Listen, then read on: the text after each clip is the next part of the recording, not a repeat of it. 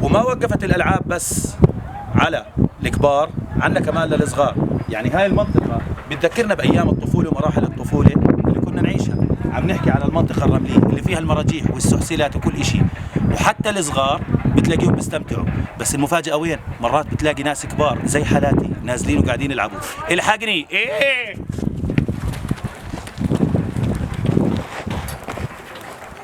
هاي أحلى لعبة اسمها الدواخية.